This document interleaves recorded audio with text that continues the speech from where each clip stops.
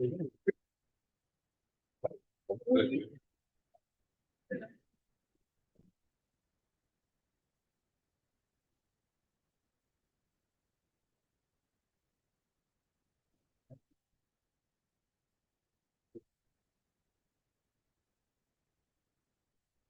vous pouvez même vous mettre sur le premier rang, il n'y a pas de souci.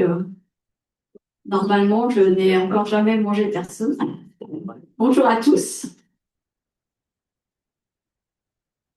Écoutez, je pense qu'il est à peu près 14 heures et quelques minutes. Donc, bienvenue à ce séminaire organisé par le CRESIT au sujet des réseaux maillés, plus connus sous le nom de réseau Mesh, où on va pouvoir aborder quelques technos cet après-midi et également voir un peu les cas d'usage qui sont possibles avec ces technos de réseau sans fil maillé.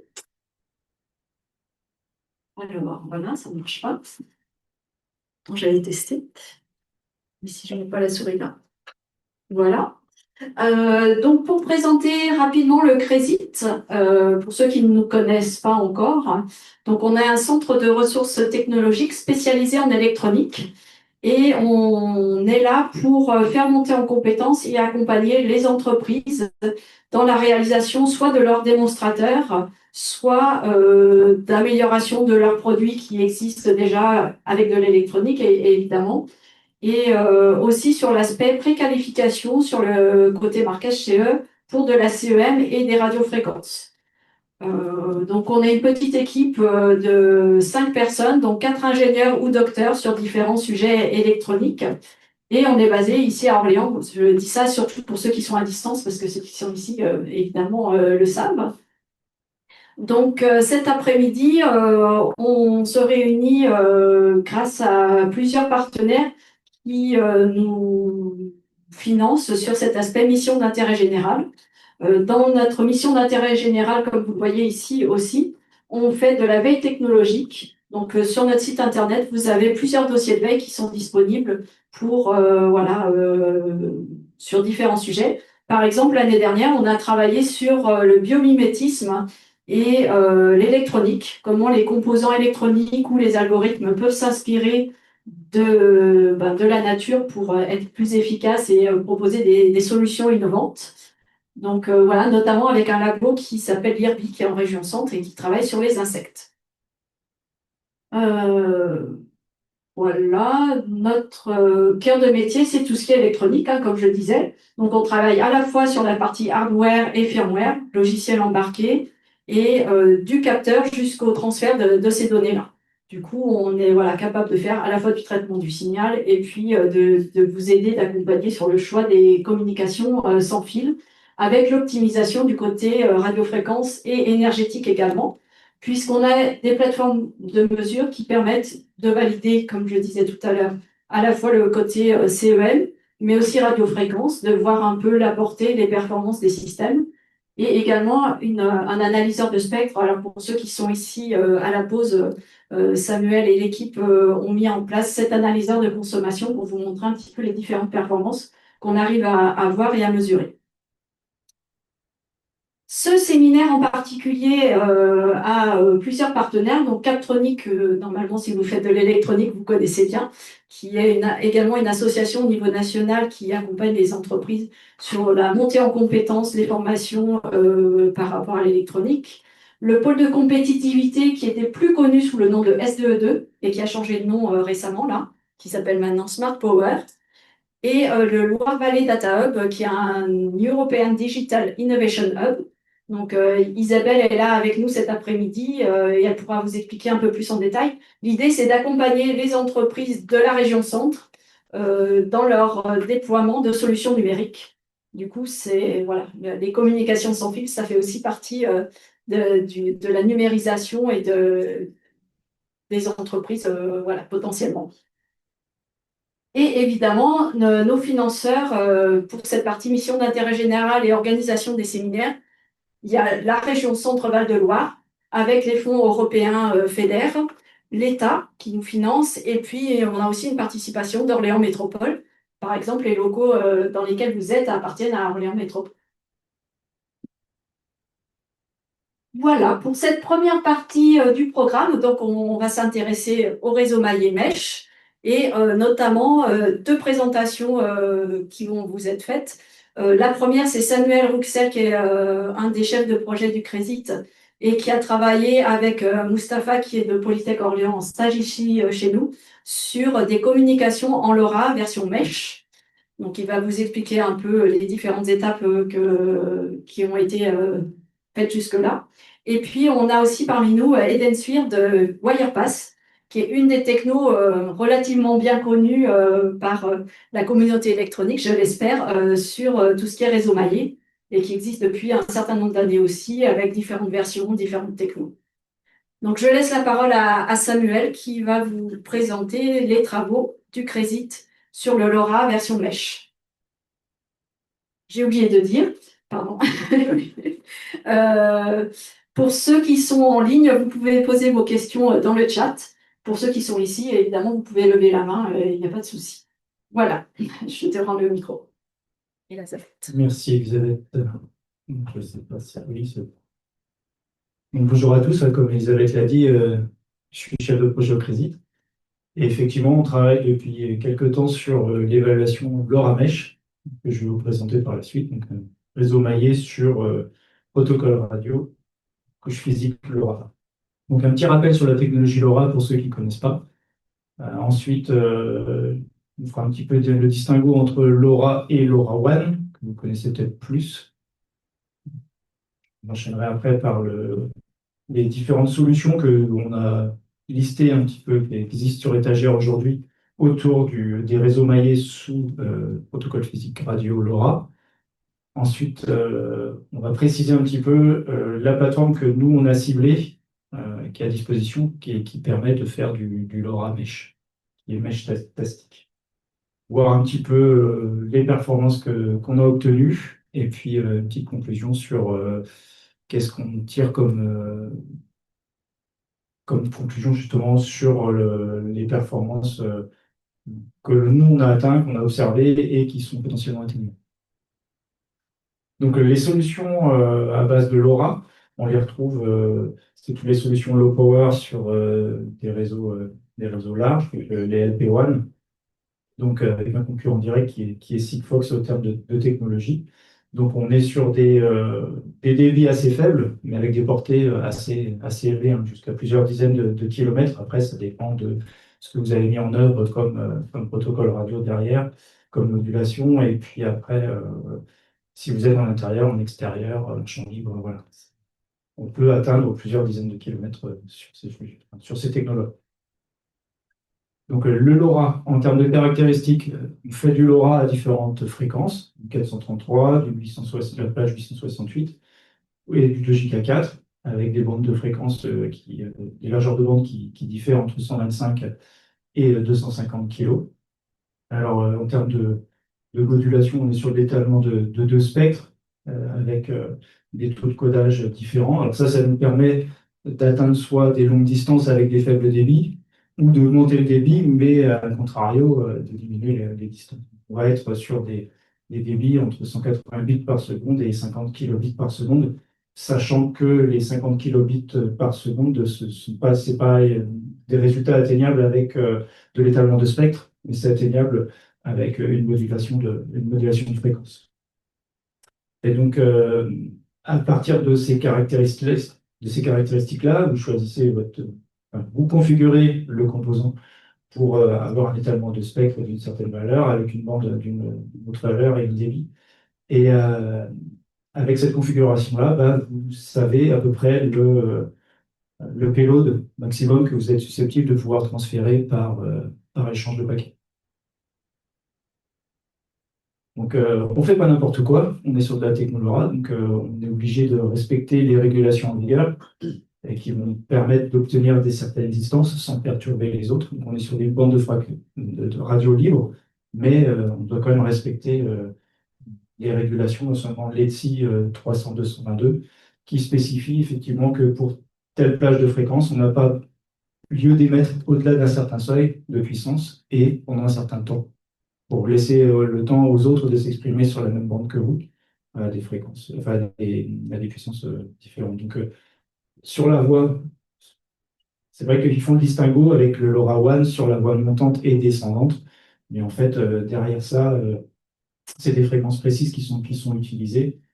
Donc, on va avoir des émissions possibles à des puissances de 25 milliwatts, euh, avec des EIRP, effectivement, suivant la fréquence, on voit qu'en 868, et 868 watts de EIRP est de 25 milliwatts, alors que sur la bande downlink, on va être entre 869,4 et 869,65 MHz, et que l'EIRP est plus conséquent avec un taux d'occupation de la bande plus conséquent également. Donc, avec ces configurations-là et avec les étalements de spectre qui sont possibles pour le LoRa, on va pouvoir effectivement atteindre le débit qu'on souhaite ou la distance que l'on souhaite. A contrario, on perd en débit possible.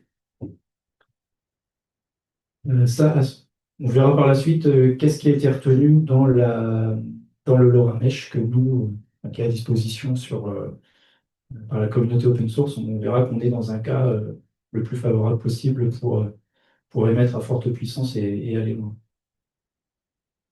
Donc, avec cette capacité physique et avec le protocole, on peut atteindre un nombre de nœuds théoriques, hein, vraiment la théorie, 1 million. De ce que j'ai pu voir et de ce que vous verrez dans les slides suivantes, la mise en œuvre, c'est souvent 65 536 de puissance, le bon chiffre. Sachant que, on le verra par ailleurs, il y a souvent c'est même bien en deçà de ça que c'est préconisé pour les usages de certaines solutions. Donc on va retrouver 10 canaux.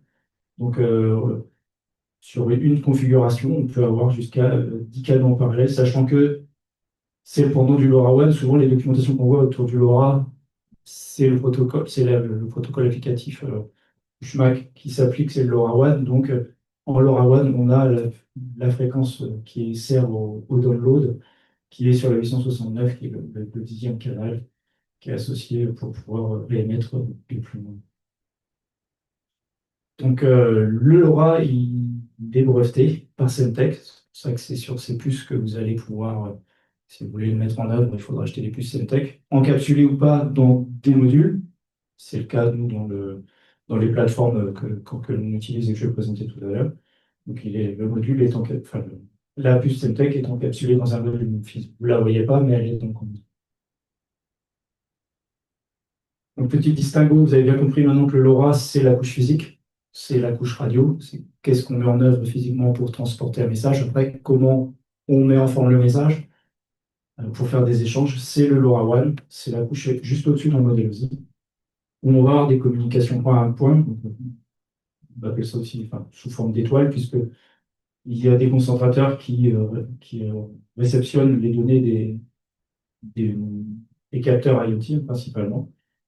Et donc, c'est du point à point entre le concentrateur le plus près et le endpoint qui lui est associé suivant la mise en œuvre qui est faite au niveau du système. Donc, le LoRaWAN, sa bande de fréquence est 860, autour des 866. Donc, la bande 863, 870, avec effectivement tous les 10 canaux qu'on a vu tout à l'heure. Donc, une passerelle va avoir 10 canaux et un émetteur, un endpoint peut émettre que sur un seul des 10 canaux. Donc, il y a tout un tas de capteurs aujourd'hui qui est disponible dans le commerce, hein, autour du LoRaWAN. Ça supporte du relais, du capteur de température, d'humidité, contacteur, bref. Énormément de capteurs sur ce protocole-là. Bien souvent, vu que le côté applicatif et un-user, il est sur un smartphone ou un ordinateur, il y a une passerelle réseau qui permet de remonter l'information au niveau d'Internet. Chose qu'il n'y a pas forcément sur le LoRa Mesh que je vais vous présenter tout à l'heure. Donc, le consortium qui chapeaute tout ça et qui met en œuvre les spécifications et fait évoluer le protocole, c'est la LoRa Alliance. Donc, à chaque fois sur les slides que vous aurez à disposition à la fin du séminaire, il y a les liens sur cette slide qui vous permettent d'accéder directement au document sur lequel je me suis appuyé pour réaliser les slides. Donc, les solutions LoRa Mesh maintenant qu'on peut trouver sur l'étagère à l'achat. Donc, il n'y en a pas pléthore. Après, c'est pas exhaustif ce que je mets dans les slides. Il y en a peut-être d'autres sur lesquels moi, j'ai pas vu. En tout cas, côté physique, il y a des puces qui est de la société Chengdu Debate. Alors, ils l'écrivent soit en manière phonétique, soit ils l'écrivent en anglais. Donc, on peut le trouver sur différentes façons, hein. E-Byte ici, mais c'est e-Byte aussi qui est écrit comme ça. Donc, voilà, ils l'ont traduit dans différentes choses. Donc, ils annoncent jusqu'à 65 535 de supporter, sauf que si vous rentrez dans le détail de la documentation, ils vous disent pas plus de 200 quand même, on vous recommande 200. Donc, sur le protocole, enfin sur le réseau mesh qui peut être mis en œuvre, on a deux types d'éléments. On va avoir les endpoints sous forme de terminaux, en vert ici, et puis les points de routage qui vont transférer l'information en bleu. Donc c'est effectivement auto-adaptatif, hein. Vous positionnez vos capteurs et puis les routeurs, et ça se débrouille tout seul pour accéder là où ça veut. Et puis si ça se tombe en panne, il y a le petit exemple qui est donné. Celui-là veut parler à celui-là ou émettre quelque chose à destination de celui-ci. Donc il trouve un chemin pour y accéder. Et puis si par la suite, il trouve un chemin initial en rouge pour y accéder, et puis si ce chemin-là, bah, les connexions sont coupées, il arrive à rerouter vers un autre mécanisme. Au niveau des portées, ils annoncent à peu près 2 km. C'est des portées suivant la configuration qu'ils utilisent. Ils ne rentrent pas dans le détail. C'est pareil, la documentation dit que la transmission est chiffrée. Quand on va aller au-delà, savoir si c'est un protocole AES ou autre chose, ils disent juste que c'est un chiffrement spécifique. Ça s'arrête là. Donc vous ne savez pas forcément ce qui est utilisé derrière, si c'est propriétaire ou pas propriétaire. Ça se trouve sur l'étagère, comme je vous ai dit. Après, les plateformes d'achat, ce sont des plateformes Ali quelque chose, toutes, ce qui explique aussi les tarifs. Et puis, bah, en termes d'encapsulation, bah, on a des produits industriels qu'on adresse principalement à l'aide d'un microcontrôleur en commande AT, UART, pour aller envoyer de l'information sur le mesh. Il y a un Français qui propose des solutions assimilées réseau mesh sur la couche physique LoRa également, qui est basée dans le sud de la France, hein, au Ramenet, qui normalement participe en ligne également au séminaire. Si vous avez des questions, on pourra relayer les revues éventuellement. Je pourrais donner les coordonnées de la personne. Et qui propose une solution effectivement avec des nœuds également qui peuvent être soit endpoint, soit des nœuds de routage sur le même principe, avec la- deux piles, une pile réseau mesh qui est implémentée sur les nœuds, et ça, c'est sous forme de licence. Quand vous activez votre nœud, bah, vous payez la licence pour activer le nœud. Et après, bon, la licence est valable toute la vie. Et donc là, pour relayer un point, ils peuvent aller jusqu'à 1 km point à point. Pour accéder jusqu'au point final de destination, on peut faire jusqu'à 9 sauts. C'est des termes que vous allez retrouver sur les réseaux mesh, hein, le nombre de fois où on peut retransmettre l'information avant d'arriver jusqu'à un point final. Et si on n'y arrive pas, bah, on s'arrête d'aller plus loin parce que on peut pas et c'est pas prévu par protocole. À nous de bien choisir ce qu'on met comme ressource et le type de ressources que l'on met pour propager l'information jusqu'où on veut. Il faut bien connaître l'infrastructure dans laquelle on va mettre en place et déployer le réseau pour mettre judicieusement à certains points les routeurs pour qu'eux puissent propager le plus loin possible par rapport aux besoins de déploiement. Eux, ils gèrent également jusqu'à 60 000 points, 65 000 points, qui permettent de couvrir une certaine superficie. Donc, ce que je vous disais, la pile était propriétaire avec deux types de produits, les nœuds et la microstation qui permet, elle, de renvoyer l'information sur le réseau. Avec une communication bidirectionnelle, on peut à la fois remonter l'information comme un capteur, mais on peut aussi lui en redescendre. Des débits qui sont pas forcément le maximum que l'on peut atteindre, mais qui sont dans la plage atteignables la couche physique LoRa, avec un payload jusqu'à 244 bytes. Et c'est basé autour d'une puce RAC 3172 et d'une pile propriétaire qui vient effectivement par-dessus. Donc il y a des kits de démonstration, sachant que eux, ils vendent plutôt la pile qui fait le réseau mesh, à vous d'apporter votre solution matérielle sur laquelle la pile va se déployer. Voilà. Ils ne font pas forcément l'électronique. Donc après, si on cherche effectivement l'Oramesh sur Internet, il y a tout un tas de choses qui vont vous sortir, principalement sur GitHub, des solutions soit issues de chercheurs qui ont fait une solution puis qui la mettent à disposition, soit de la communauté qui produit quelque chose et qui la met à destination. Donc, ça vaut ce que ça vaut. Ça cible pas forcément un nombre de cartes importantes. Donc, nous, celle qui nous a retenu de notre ascension, c'est le Meshtastic. Donc, c'est une licence qui est libre de droit, LGPL-v3, donc vous pouvez reprendre le code, le modifier, éventuellement en faire des parties que vous redistribuez sous licence payante. Vous pouvez un peu faire tout ce que vous voulez. Après, eux, il y a donc c'est issu d'un Meshtastic LLC, donc ils ont déposé la marque et le nom pour les logos et voilà, ils ont protégé un petit peu juste le logo et la marque. Après, si vous voulez utiliser leur nom et leur logo, il faut leur demander, quoi. Donc c'est disponible sur le Git. Euh, et donc c'est une communauté de développeurs open source qui abondent et qui font avancer le- la solution. Alors elle est disponible depuis 2020, donc elle a évolué. On est aujourd'hui à la version, c'est gentil, je le mets un peu plus loin, mais 2.6 même aujourd'hui.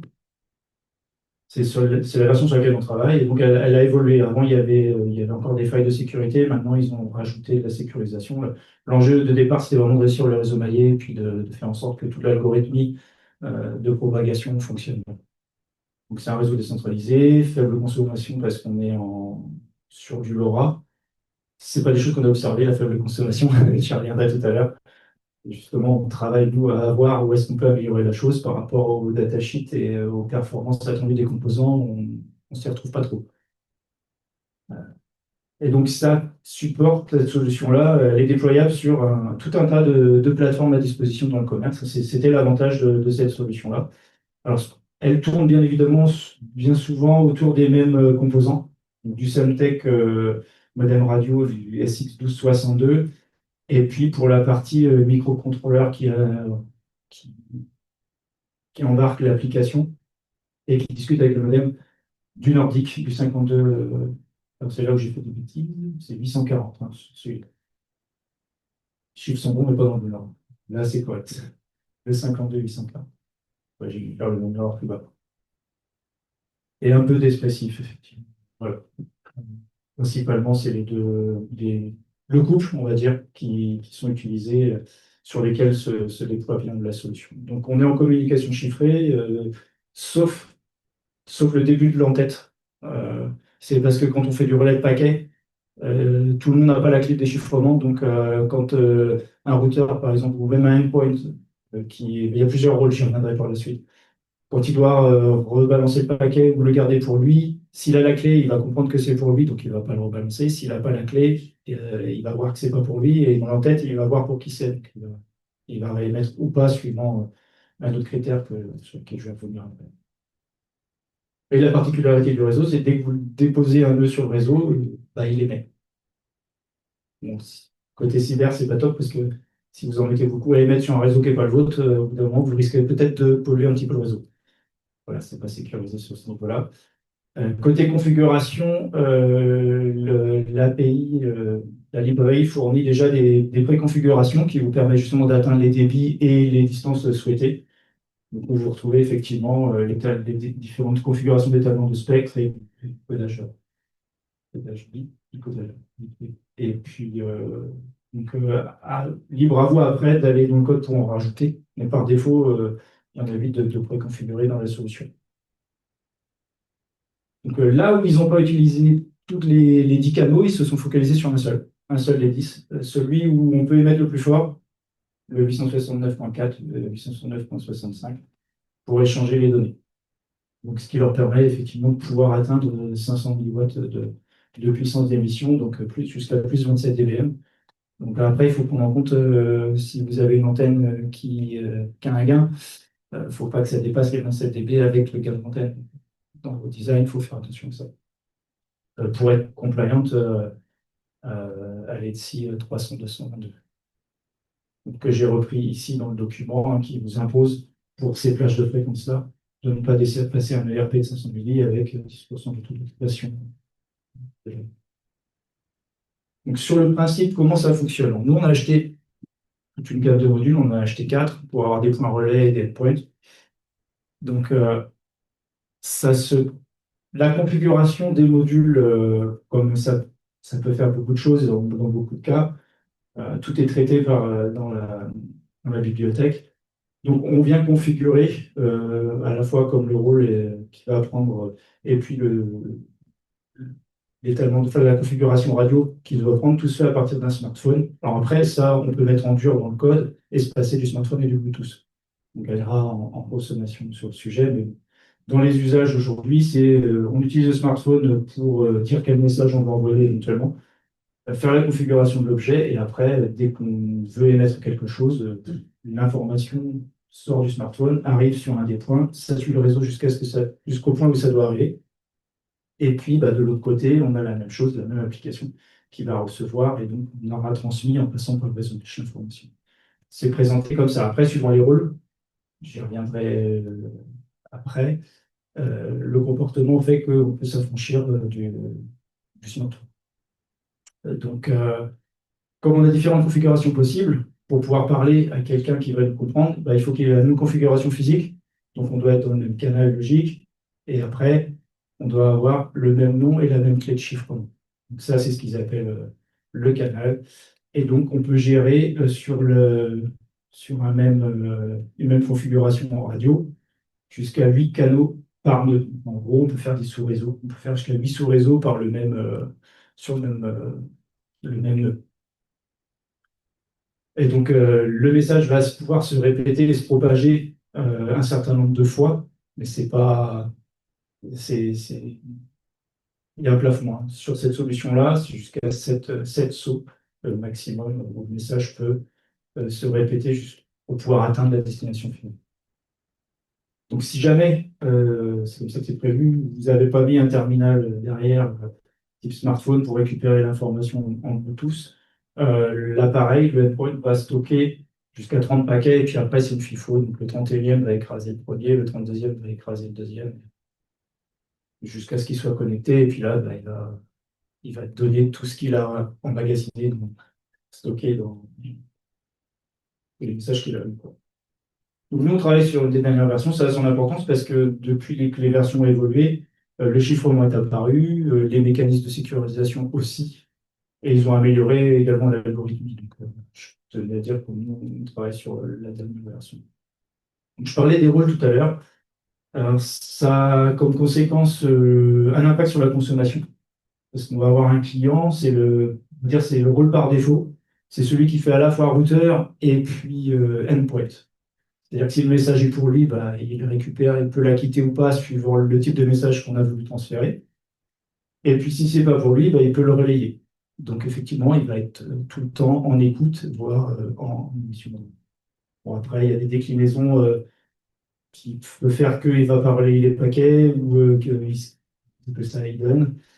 Et après, il y en a qui sont propres à des fonctionnalités type tracker, effectivement, qui l'ont appelé tracker, où ça va juste envoyer des informations de GPS, des loss plus form, des sensors, c'est des capteurs d'humidité. Là, typiquement, il n'y a pas besoin d'un smartphone, mais il est vu comme sensor, donc il renvoie sa donnée périodiquement sur le réseau. Euh, Après, il y a des choses comme le tac tracer. Donc ça, c'est un format particulier de trame qui va être comprise par le système attaque, qui est une application sous Android de ce que j'ai vu, qui permet de faire de la géolocalisation sans passer par Internet. En fait, les trames sont comprises. Vous avez prétéléchargé une map, et donc il va pouvoir se localiser sur la map en fonction des informations du format d'information qui est remonté dans cette version-là, une version que l'on comprend. Donc, et il y aura également les messages. Donc, il y a des messages qui peuvent être géolocalisés sur une carte sans avoir besoin d'Internet ou quoi que ce soit. C'est le réseau qui va donner l'information. Donc des répéteurs, des routeurs, un petit peu différents cas de figure. Donc les types de messages qu'on peut adresser, parce que c'est vrai que par défaut, c'est des messages, les gens en achètent et puis ça leur permet via leur smartphone d'envoyer un message sans passer par le réseau cellulaire et que quelqu'un très loin qui serait configuré comme eux peuvent recevoir. C'est à peu près le cas principal d'utilisation de ce genre de solution aujourd'hui. Donc, il n'y a pas forcément de hack. Après, il peut y avoir des solutions où on demande un acquittement, mais sans que ça fasse de saut. Donc, on est direct, le premier qui va le recevoir, là, ça ne va pas plus loin. Et après, il y a l'algorithme qui est mis en œuvre pour aller au-delà d'un ou deux points. C'est le managed flooding. Il faut voir ça comme l'inondation. Donc c'est de la propagation au fil de l'eau. Donc je passe à une première vague, une deuxième, une troisième. Donc là, j'ai un exemple qui est fourni ici. On n'a pas forcément de cible. On a juste dit que le message ne se répétera pas plus de 3 fois. Donc on a un émetteur qui est de 0. Il a une certaine zone de réception. Et donc il va émettre son message. Il sait qu'il n'y aura pas plus de 3 répéteurs. Donc au moment où il l'émet, donc c'est très rapide, le 1 et le 2 qui sont dans la zone de réception vont le recevoir. La politique du flooding, elle est basée sur il y a deux choses qui peuvent faire en sorte que l'un va répéter et pas l'autre. Soit c'est un routeur. En gros, le routeur, il a une fenêtre dès qu'il reçoit quelque chose. Il a un temps assez restreint où il va répéter s'il ne voit pas d'information passer. Et je vous ai parlé du rôle de client tout à l'heure, qui peut effectivement réémettre l'information. Le client qui voit des trames passer et qui calcule un taux de rapport signal sur bruit très, très faible, c'est-à-dire qu'il est en limite de portée, il va avoir son temps aussi très réduit pour répondre. C'est-à-dire que s'il ne voit rien passer dans un très court temps, il va réémettre l'information. Ce qui fait que dans un cas comme ça, c'est celui qui est le plus loin, s'il n'est pas routeur, qui va relayer l'information avant les autres. Donc l'exemple est donné. Le 0 envoie, le 1 et le 2 reçoivent. Le 2 étant plus loin, lui va réémettre avant même que le 1 ait réémis. Donc au moment où il réémet, donc, il décrémente le hop qui était à 3, il décrémente à 2. Donc il le réémet. Le 1 va le revoir arriver. Donc, sachant déjà qu'il l'a vu passer une première fois, il ne va rien faire. Il a stocké, il a vu qu'il était passé une fois. Il a vu qu'il repasse une deuxième fois, il n'a pas besoin de le réémettre, c'est passé. Euh, L'équipement est transmis dans le même temps au moment où il a fait le décrément. Donc on sait que quelqu'un l'a vu et l'a retransmis. Le 3, qui était beaucoup plus loin, comme il est plus proche du 2, va pouvoir le recevoir. Et donc l'étape d'après, comme le 1, tout le monde l'a reçu, le 0, le 1 et le 3 l'ont reçu. Comme c'est le 3 qui est le plus loin et que le 0 et le 1 l'ont déjà vu passer, parce que le 0 était l'émetteur, le 2 étant celui qui l'a déjà répété, et le 1 les ont déjà vu passer, ils ne vont pas le remettre. Donc c'est lui qui va décrémenter à 1 et on ne voit pas sur ce schéma-là, mais va pouvoir le réémettre une dernière fois jusqu'à 0, qu'il arrive quelque part. Euh, et donc, c'est ce que je disais, le mécanisme, c'est j'écoute pendant une certaine fenêtre de temps. Et donc, l'algorithmie de celui qui le renvoie en premier va dépendre de son rôle. Si c'est un routeur, il le renverra rapidement. Si ce n'est pas, si c'est un client, ce sera le client qui sera le plus loin qui va le répéter le plus rapide.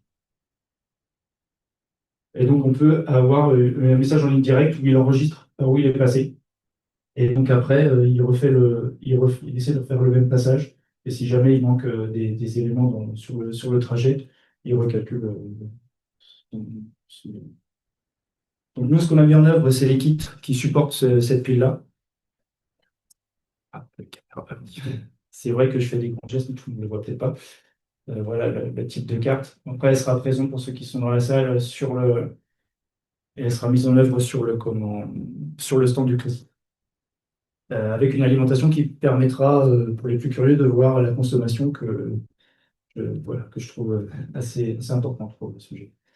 Donc on en a acheté 4 pour pouvoir au moins avoir 2 routeurs et puis un nœud émetteur et puis un nœud récepteur et permettre de voir jusqu'où on peut aller éventuellement en termes de portée avec cette solution-là. Donc c'est structuré autour d'un seul module avec un seul composant sur la carte, un composant de chez Seed Studio et qui embarque pas mal de choses, on verra sur les slides qui suivent. Donc en gros, un module radio chez Semtech, le LR110, et puis le module nordique NF 52 et 140. Sur la carte, pour les tests, effectivement, ils ont mis des capteurs environnementaux, une température limitée, et puis un accéléro, puis des antennes qui font qu'on puisse avoir accès au GPS et puis émettre en droit. Sachant que pour le Bluetooth, elle est sur le PC. Donc le module sur la carte, il s'articule autour un petit peu de GPIO pour pouvoir faire des interactions avec des boutons. C'est pas d'intérêt particulier. Ce qui est intéressant, c'est qu'il y a dans la puce et qui montre effectivement les deux parties avec le modem Semtech qui gère du Wi-Fi, du GPS et la radio LoRa. Et la partie Bluetooth étant gérée par le composant nordique et le côté applicatif avec les piles vont être sur le nordique. Donc c'est le nordique qui va piloter l'ensemble. Donc en termes de sensibilité, c'est pas trop mal. On peut descendre à moins 141 dB de sensibilité suivant effectivement euh, la configuration d'étalement de spectre que l'on sélectionne. Ça, c'est des chiffres qui sont annoncés après. Ça correspond un petit peu à ce qu'on a pu observer nous, par les mesures que vous verrez par la suite. Donc, vous allez sur le site GitHub, vous allez récupérer le projet. Il faudra installer sur votre poste Visual Studio et puis un petit plugin parce que le projet a été fait sur le plugin plateforme IO. Et puis, bah, vous allez pouvoir compiler et bien choisir la plateforme que vous avez achetée qui est compatible avec la librairie. Donc, bah, ça vous permet de générer le firmware de l'application, d'aller récupérer également la pile Bluetooth qui correspond à votre module. Alors, si vous voulez enfin, changer cette pile-là parce que c'est la version Bluetooth 6 qui est apparue, on peut le faire également puisque c'est le code qui va être flashé, va être je dis en anglais, un merge, une synthèse en fait du code applicatif avec la pile Bluetooth qui est générée par les outils nordiques. Et donc l'un et l'autre va venir s'accoler dans les plages mémoire adjacentes et donc pour former l'exécutable qui va venir se flasher sur la plateforme.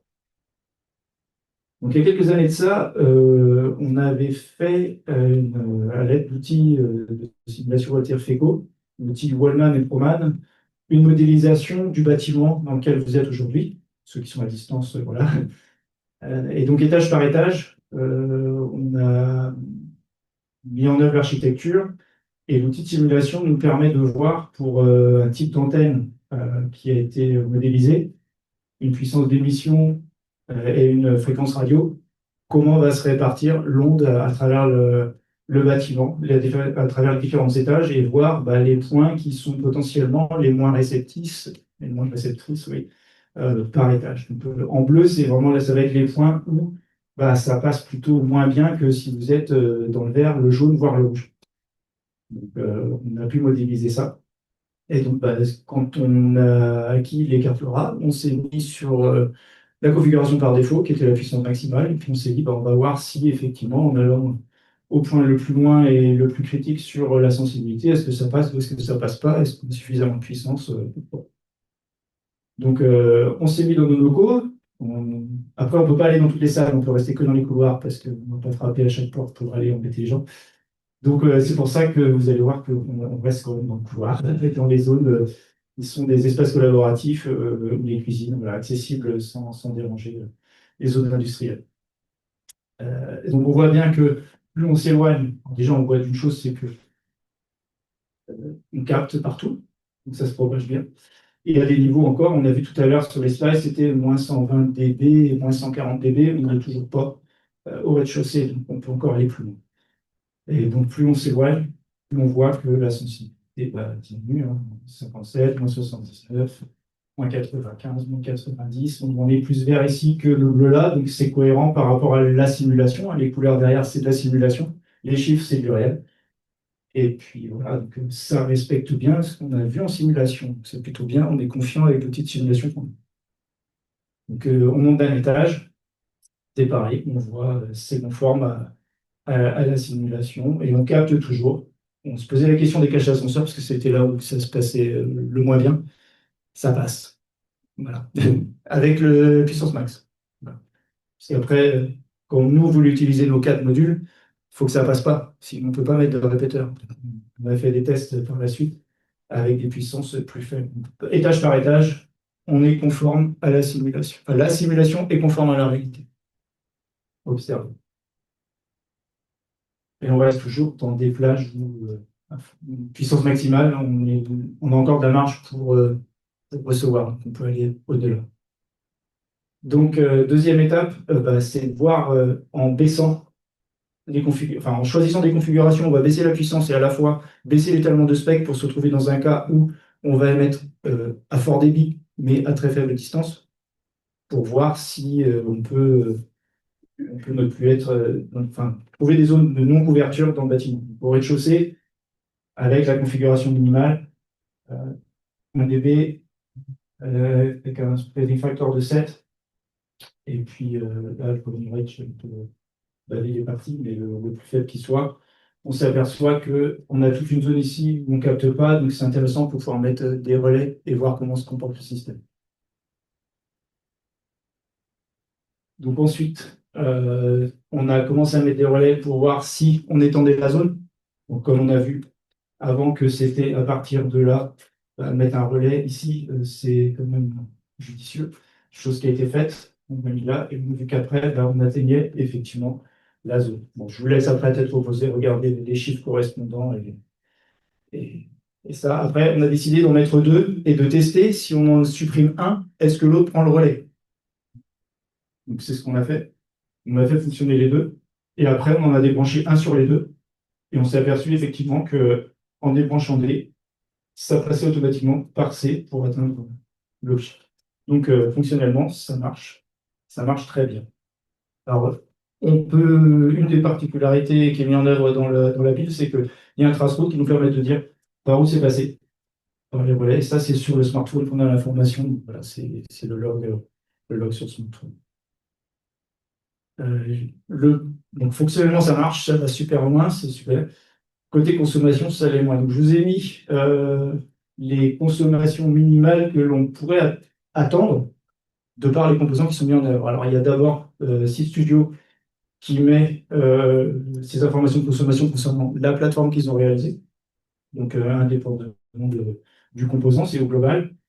Donc on voit qu'en transmission, pratiquement à l'émission maximale, on est à 125 mA, et en opération courante, on est à 10 mA.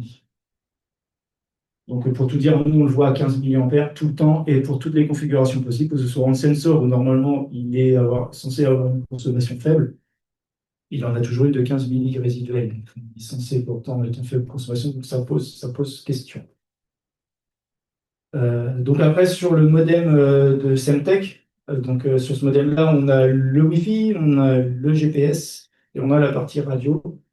Et donc, si on met tout ça en sommeil, logiquement, on tourne quand même en dessous de 2 microampères. On peut, en termes de veille, on peut baisser largement sous les 15 milli pendant certaines périodes de temps, en tout cas. Pour creuser là-dessus, c'est les travaux qu'on commence à mener, c'est de voir où est-ce qu'on va pouvoir agir pour faire diminuer cette consommation-là.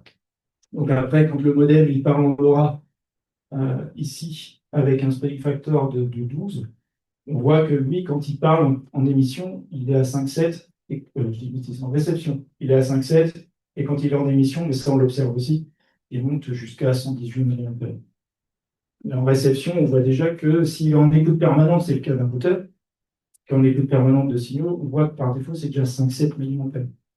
Est-ce qu'on peut pas jouer là-dessus aussi pour voir si on peut améliorer les choses? Et puis il y a le Nordique qui, lui, fait tourner l'application. Donc, dans les différents modes veille qui sont à disposition, on voit encore qu'on est largement sous les 10 microampères, quoi. Donc, on peut aller les toucher. Et je vous ai mis quoi sur la dernière slide?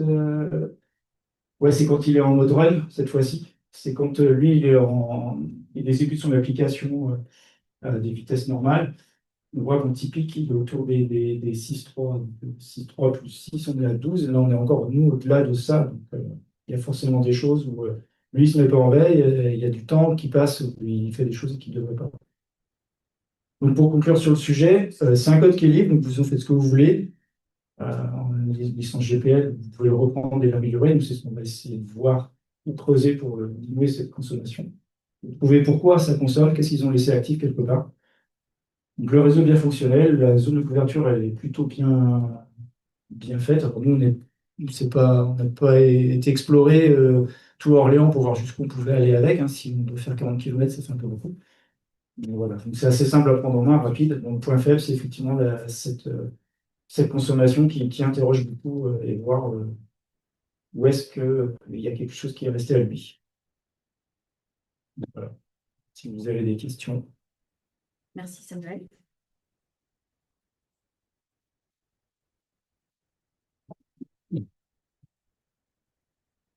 reste par là. Du coup, est-ce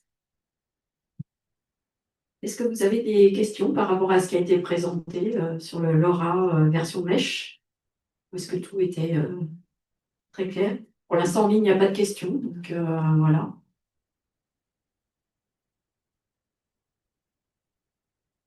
Attendez, je vous passe au micro parce que sinon, ceux en ligne n'entendront pas.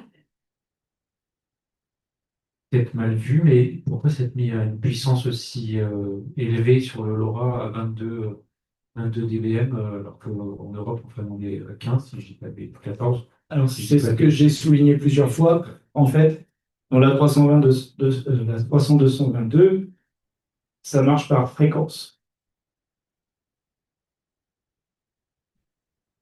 Voilà.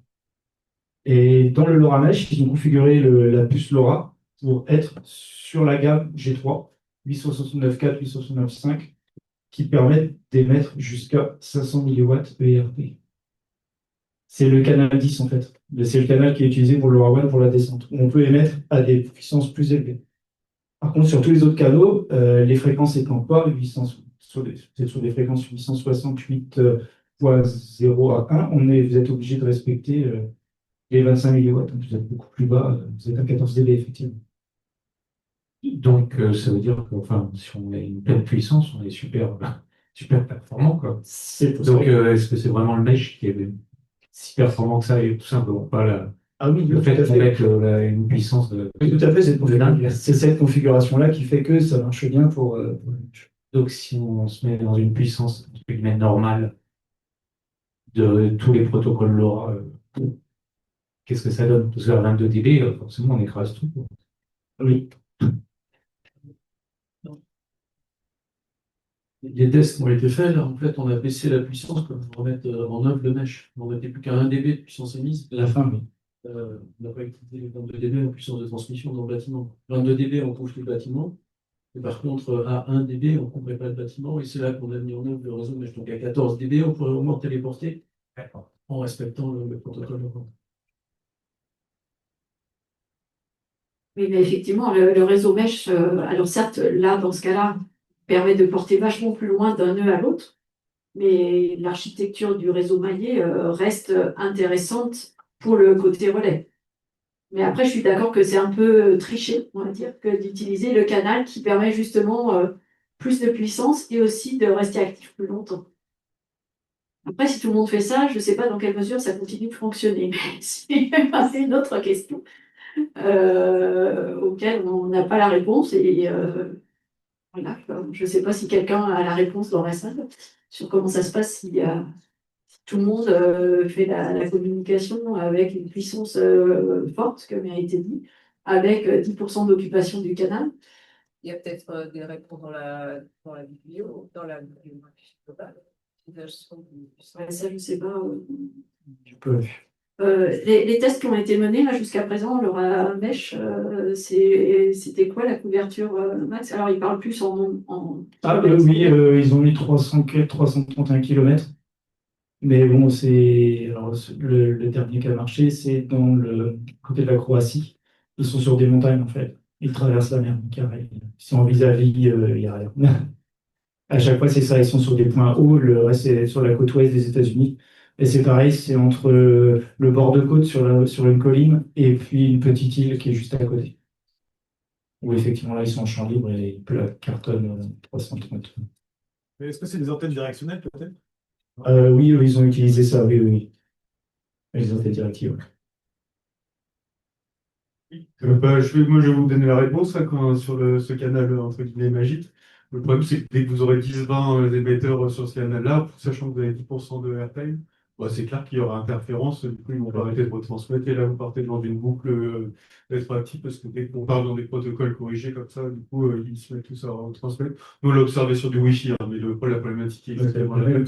Et en fait, bah, vous saturez complètement le canal et plus personne ne peut retransmettre. C'est pour ça qu'il est important de vraiment répartir justement sur tous ces différents canaux.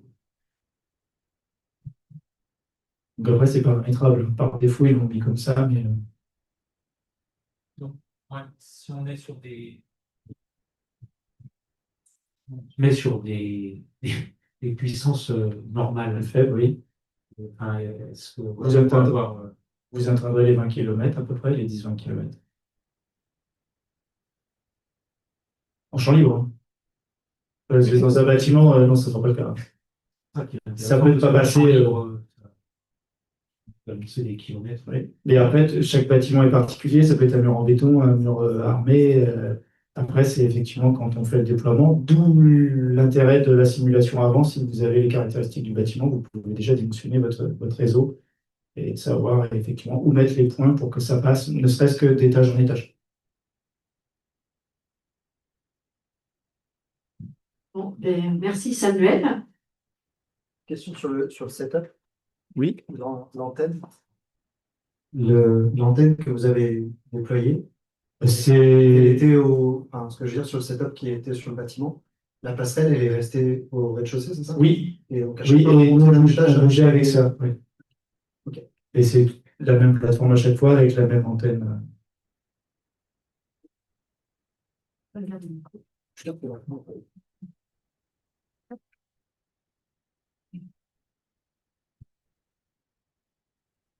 Je me vais prendre le fil, hein, parce que c'est. Si. Bon, et du coup, on va passer à la présentation suivante sur Wirepass, qui est justement une autre techno qui marche sur d'autres fréquences et qui travaille vraiment sur tout l'aspect réseau maillé. Donc, je laisse la parole à Eden qui va nous présenter à la fois la techno et puis des cas d'application concrets. Oui, merci Elisabeth. Bonjour à tous. Je peux mettre pour la caméra. Donc, je m'appelle Eden Suil. J'ai rejoint Wirepass maintenant il y a 5 ans. Et effectivement, je vais vous parler non pas trop d'octets, de mégahertz, de bytes et autres. Je vais plus rentrer sur des cas concrets. Euh, pour tout ce qui est détails techniques, je vous invite à en discuter à la pause. Moi, j'ai voulu aujourd'hui se poser une question par rapport au réseau maillé et plutôt prendre un côté naturel avec les ruches. C'est ce qui va être un peu le fil rouge de notre présentation aujourd'hui, puisqu'en fait, dans une ruche, il n'y a pas de chef d'orchestre.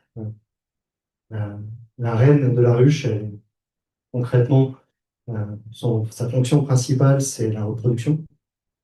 Mais les abeilles, elles vont communiquer, elles vont agir, s'adapter en fonction de leur environnement, dans le but de protéger la ruche et de protéger la reine. Et tout ça se fait de façon harmonieuse au travers de leur communication. On peut quelque part ramener à du maillage. Donc voilà, exactement le fil rouge que je vais prendre aujourd'hui, puisque c'est pas forcément le seul exemple qu'on peut retrouver dans la nature, hein. On va retrouver également tout ce qui peut être les arbres dans les forêts, ça peut être les réseaux neuronaux, ça peut être euh, les bancs de poissons. D'ailleurs, pour la petite histoire, le logo Wirepass avant, c'était basé sur un banc de poissons. Mais on retrouve aussi des exemples un peu plus concrets au niveau des réseaux d'eau, puisque par exemple, les réseaux de distribution d'eau sont maillés de plus en plus pour pouvoir fournir une pression constante et de l'eau à toutes les maisons, les villages ou encore les quartiers. Et tout ça se fait de façon maillée avec un système de redondance qui permet justement d'assurer cette notion de pression constante. Et donc l'idée, en fait, derrière ce réseau maillé, eh bien, c'est d'apporter la résilience, la fiabilité et la couverture au travers du maillage. Un de nos clients, qui s'appelle Clevertronics, qui est un client australien, s'est inspiré justement du maillage pour développer leur solution qu'ils appellent XT Hive. Et en fait, eh bien, ils ont développé une solution de réseau d'éclairage de sécurité qui va se mailler dans le bâtiment avec un contrôleur unique qui est capable de gérer tout le bâtiment. Ce qui fait de la solution un réseau à la fois résilient, qui va permettre donc à chaque objet de pouvoir interopérer, évolutif parce que plus on va rajouter d'objets dans le réseau, plus il va être robuste, et autonome parce que chaque objet est capable de comprendre son environnement, capable d'apporter des réponses et des actions dans le réseau. La technologie Wirepass, elle pousse le concept un peu plus loin, puisqu'on va être capable d'aller dans des très grandes échelles Et un autre exemple, c'est un de nos clients qui s'appelle Edon, qui est un fournisseur de compteurs électriques dans les pays nordiques et qui là utilise notre technologie de réseau maillé en sub-gigahertz pour déployer des compteurs électriques. Ils ont actuellement le plus grand réseau déployé au monde en termes de réseau maillé, puisqu'ils ont à peu près 1,1 million de compteurs électriques dans un seul et même réseau, avec une notion de gateway de entre 3 et 600 compteurs par gateway. Donc là, on voit bien l'aspect scalable, évolutif qui est nécessaire pour pouvoir couvrir de très grandes zones, de très grands éléments, euh, de très grand nombre d'objets. La technologie WirePass, c'est aussi plusieurs profils radio. On a commencé dans les réseaux en sub-gigahertz, justement pour pouvoir connecter des compteurs électriques dans les pays nordiques. On s'est développé ensuite sur le 2.4, qui est le profil le plus polyvalent, avec le plus grand nombre d'applications dans l'écosystème. Je vous présenterai quelques cas encore ensuite. Et puis, on a développé un nouveau profil radio qui est basé sur le 1,9 GHz, donc le DECT, pour ceux que j'imagine ça parle pour tout le monde, qui est notre implémentation qu'on appelle le 5G Mesh. Ça, on pourra en discuter par la suite plus tard.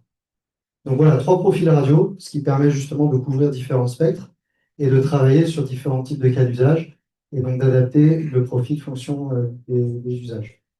Et puis, on fournit également le logiciel qui est disponible sur plusieurs types de matériel, donc pour l'instant principalement Nordic et Silicon Labs, mais on se veut très polyvalent puisque potentiellement notre logiciel peut être porté sur n'importe quel chipset. Mais vous avez les principaux qui sont supportés à l'écran. Et donc le client, au final, peut embarquer tout ça et développer sa propre application au travers des nombreuses API qu'on met à disposition et qui vont permettre justement de travailler sur la valeur ajoutée de la connectivité et de développer tout un tas d'applications. Alors, nos terrains de jeu, il y a 4 domaines particuliers. On a commencé, comme je le disais, dans le domaine de l'énergie avec Eden. On s'est développé. On a travaillé aussi dans le domaine du bâtiment. Là, c'est l'exemple de Clevertronics que je prenais avec l'éclairage de sécurité. Mais on se travaille aussi sur du tracking. Je vais expliquer un exemple juste après. Et dans l'industrie, on a aussi pas mal de débouchés. Au total, ça représente un peu plus de 13 millions d'objets connectés actuellement. Et on est sur une pente assez croissante puisqu'on se développe énormément en Inde. On a plusieurs millions de compteurs qui se déploient chaque mois en ce moment. Alors, le premier exemple que j'ai voulu prendre, c'est un exemple qui n'est pas très loin, Sully-sur-Loire. C'est l'entreprise Saint-Gobain qui fabrique les pare-brises d'A320. Et en gros, dans ce premier exemple, ils ont cherché à développer une solution pour être capable de faire la traçabilité de ces fameux pare-brises entre 2 usines qui sont distantes d'à peu près 2 km. Et là, tout l'intérêt était de déployer une solution sur batterie qui permettait justement un déploiement à la fois rapide et en même temps qui était assez flexible pour pouvoir commencer dans certaines zones des usines pour ensuite se déployer entre les 2 sites. Donc l'installation a été très rapide, hein. On parle d'à peu près 2 jours, puisque ce qu'il faut voir, c'est qu'on installe ambidextre. Donc on installe ce type de batterie, de balises, qu'on appelle des ancres dans le jargon WirePass. Donc sur batterie, et en gros, ça va tenir autour de 5 ans, 3 à 5 ans. Et ça va permettre justement de localiser les éléments dans le réseau. Donc ça, c'est un premier exemple. Ce qu'il faut voir, c'est que la principale particularité, ça va être justement la capacité de mesurer des RSSI et de travailler avec ces RSSI sur de la triangulation. Donc après, on va être sur des précisions entre 3 et 5 mètres. C'est suffisant pour faire du zonage. Et puis, être capable de savoir où ça se situe à peu près dans l'usine. On a aussi d'autres partenaires qui ont développé maintenant des encres comme ceci, des objets comme ceci qui embarquent des petits panneaux solaires qui vont être capables d'être alimentés grâce à l'éclairage simplement du bâtiment. L'avantage de ça, c'est qu'on va être sur un mode qui va être tout le temps connecté, et donc on va être capable d'avoir aussi une meilleure latence au global dans le réseau. Alors le deuxième exemple, je fais écho à ce que va présenter SKF par la suite, et c'est un projet qu'on a développé avec Schaeffler pour un cimentier finlandais. Alors, c'est Finnsimantti, c'est un des rares mots finlandais qu'on peut comprendre facilement. Et donc, Finnsimantti, concrètement, eux, ils font du ciment, hein, comme on l'a dit. Et ils voulaient justement être capables de mesurer des éléments de condition de certaines machines qu'ils ont sur leur site. Et là, ce qu'on voit, c'est que principalement le difficulté, c'est vraiment l'environnement. On est sur des environnements aussi bien à l'intérieur qu'à l'extérieur, avec des conditions parfois extrêmes, surtout en Finlande, pour ceux qui connaissent. Donc en termes de froid, en termes d'humidité, de ce genre de choses, donc des choses qui, au niveau de la radio, sont très difficiles à gérer. Et là, même avec un profil de 2,4 GHz, on arrive à avoir des performances intéressantes, puisque le site entier connecte à peu près 1500 machines, et il aura fallu une journée d'installation. Voilà, tout ça parce que la technologie permet justement un déploiement très rapide au niveau du réseau.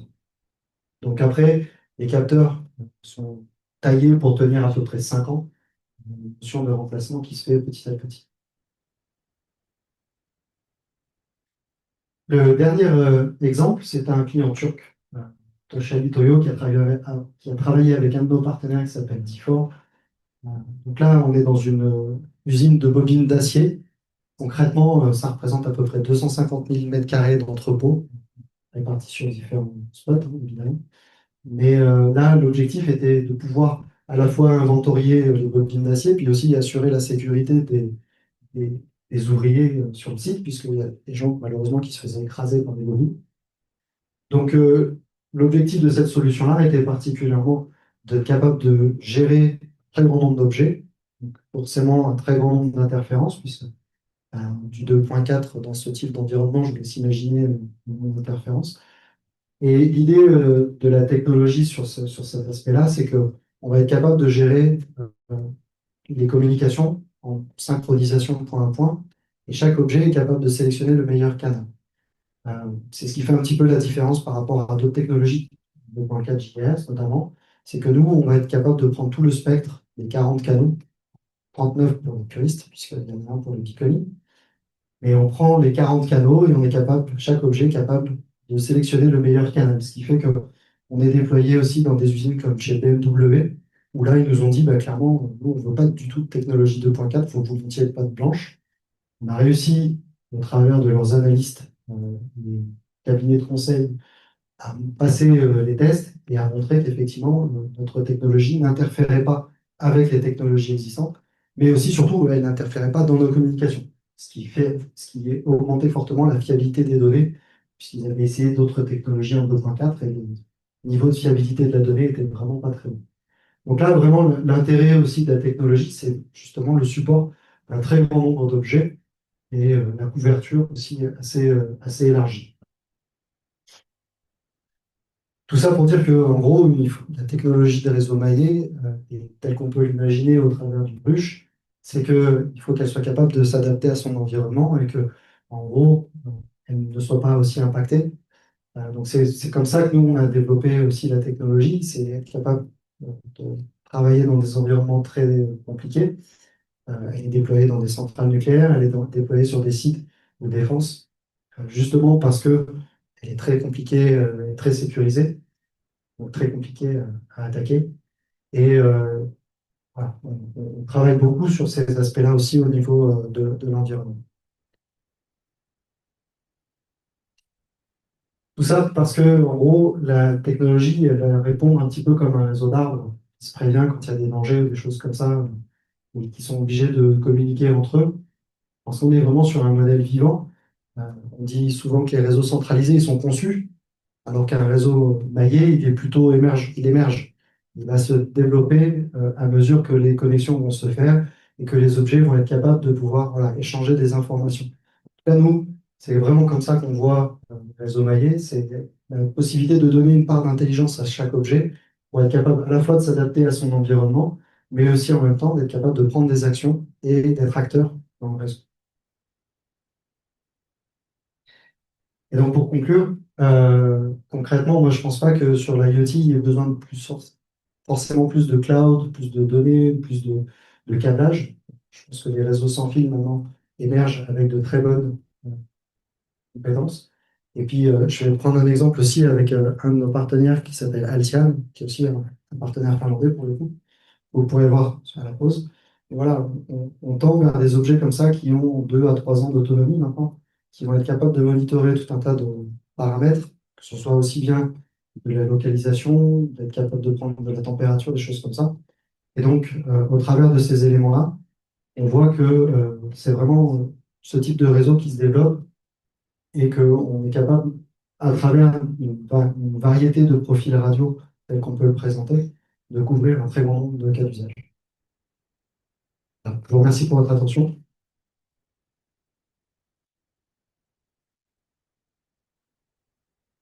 Merci.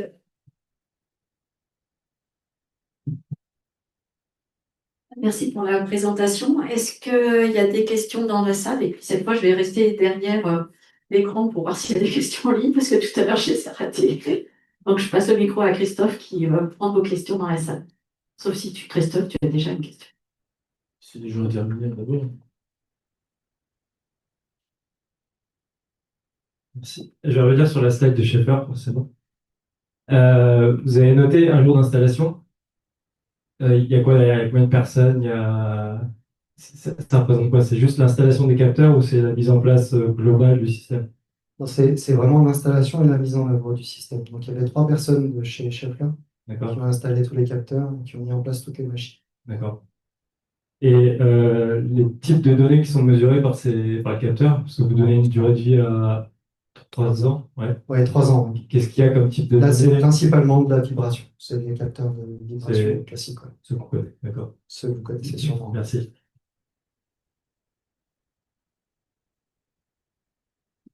Alors, du coup, je pense micro. Il y a une question en ligne pour avoir une idée du coût du déploiement de vos technologies. Alors, j'imagine que ça dépend du volume, etc. Mais est-ce que vous pouvez nous donner un ordre d'idée par nœud ou ouais, peut-être enfin, Alors, ce qui vous parle le plus Notre raisonnable. modèle économique oui, est sur un modèle de licence, qui est une licence annuelle qui va permettre de couvrir euh, le, la maintenance et le support et les évolutions qu'on apporte à la technologie. Typiquement, l'année dernière, on a apporté des évolutions sur du packet fragmentation and reassembly pour être capable de transporter des payloads plus importants.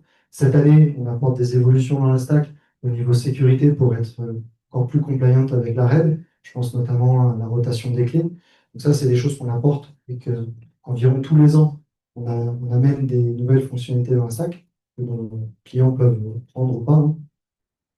Donc cette licence annuelle couvre ces aspects-là. Et après, on a un système de royalty qui est unique par objet. Donc là, payer une seule fois et en fonction des volumes, effectivement, on va avoir un certain prix. Et nos prix n'étant pas publics, je ne vais pas forcément pouvoir les communiquer. Moi, j'avais une question sur l'impact population capteur sur la consommation, parce que plus on est fou, plus on doit répéter. Donc, est-ce que vous avez des ordres d'idées justement sur l'impact autonomie en fonction de la population? Oui, alors en fait, on a plutôt des chiffres de moyenne. Donc un routeur en 2,4 GHz, on a compté une consommation d'à peu près entre 40 et 50 microampères au global. Et ensuite, sur un non-routeur, sur les versions de Nordic en 52, on est sur à peu près entre 10, pardon, autour de 13 à 15 microampères pour du non-routeur. Alors, la contrepartie de ça, c'est un débit qui est un peu plus faible, sur quelques kilobits par seconde. J'avais dit que je ne parlais pas de kilobits. Non, en gros, on est sur quelques kilobits par seconde et une latence qui est un peu plus élevée, puisque on va jouer sur la latence aussi pour pouvoir favoriser la consommation énergétique. Donc, on va avoir des cycles qui vont être entre 2 et 8 secondes par saut. Ce qui fait que, voilà, en fonction des cas d'usage, on peut préférer un mode low energy ou un mode, ce qu'on appelle low latency. Mais le choix va se faire sur la consommation énergétique juste. Là. Salut.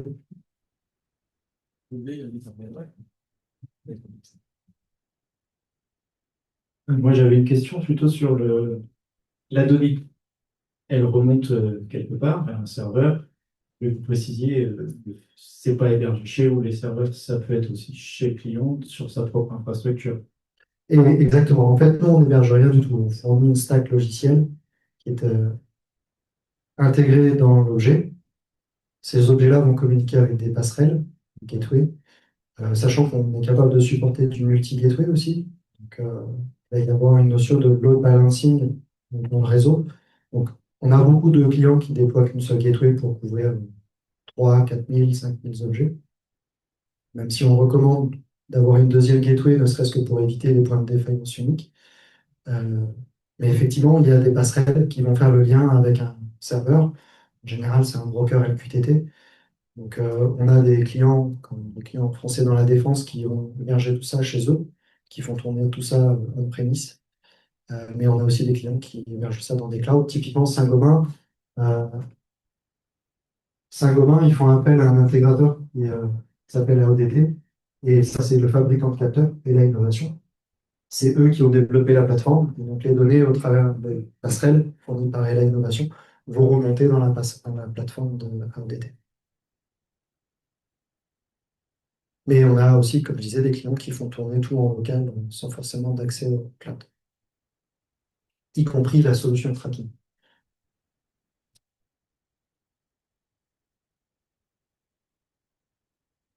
Merci. Alors, pour le coup, je ne pense pas qu'il y a d'autres questions en ligne. Est-ce qu'il y a d'autres questions dans la salle? On est un peu en avance, donc n'hésitez pas. Je peux faire attention.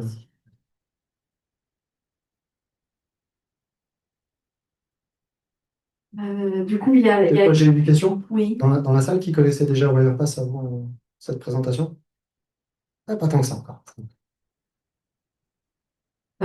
Et du coup, j'en profite pour relayer ce qui a été dit dans le chat par rapport à la présentation précédente, puisqu'il y a la personne d'Orama qui est en ligne et qui disait que eux n'utilisent pas la fréquence 869 comme c'est dans le cas de leur de mesh statique, mais la bande plus classique 863-868 avec une puissance donc maxi de 14 dBm et 1 km typique voilà, de portée.